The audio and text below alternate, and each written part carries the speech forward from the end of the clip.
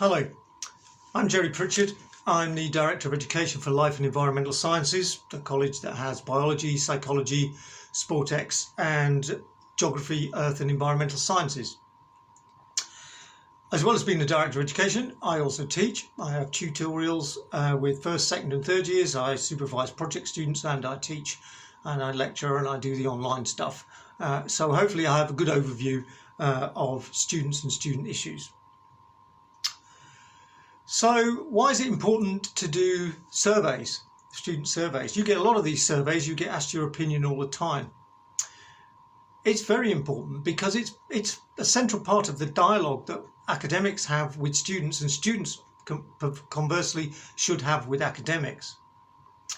They work from the very, very simple survey that you might not even recognise, such as talking to your lecturer at the end of a lecture or in a tutorial and asking a question and getting an answer, or making a comment and the tutor going, that's a good idea, I'll think about that. But the recent surveys that we've had have been the mid-module reviews.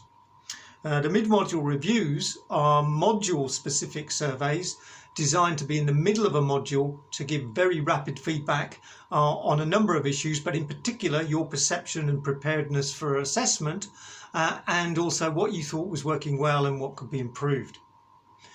The importance of these MMRs was that they were in the middle of a module, and therefore things could be done very quickly to readjust that particular module based on your feedback.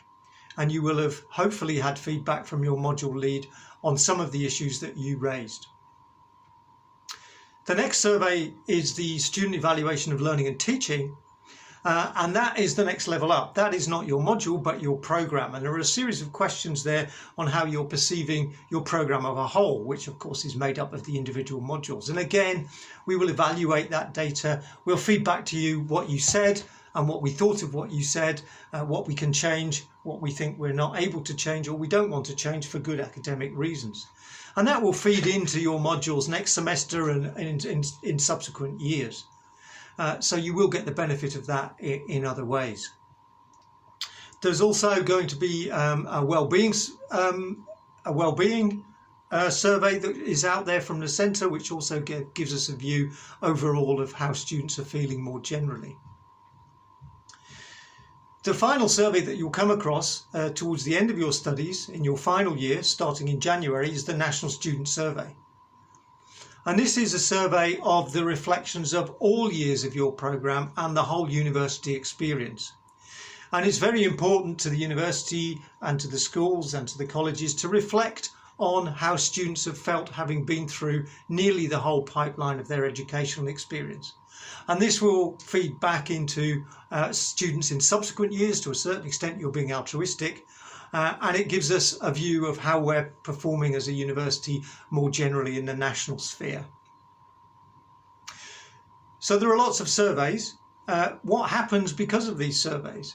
Well, I hope in the very basic levels of having a conversation with your tutor or your lecturer, you've already seen some changes and some advice that have helped you change your behaviour, or where the lecturer has done something different or provided some different sort of resource.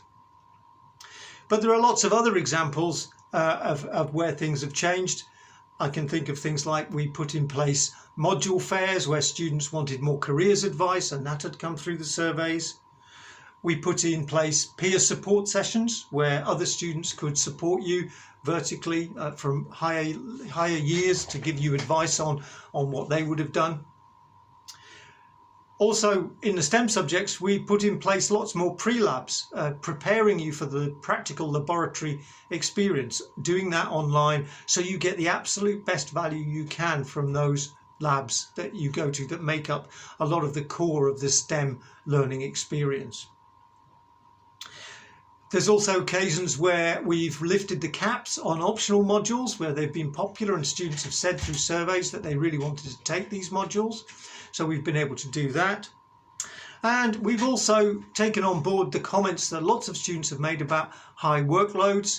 And in some cases, we've been able to adjust the amount of work, but also we've been able to provide support for students in how to manage work, in how to take notes, for example. How much outside reading should you actually do? How do you take notes in lectures and so on? And in response to student feedback, we've put in place new exercises that allow students to understand better how those things work.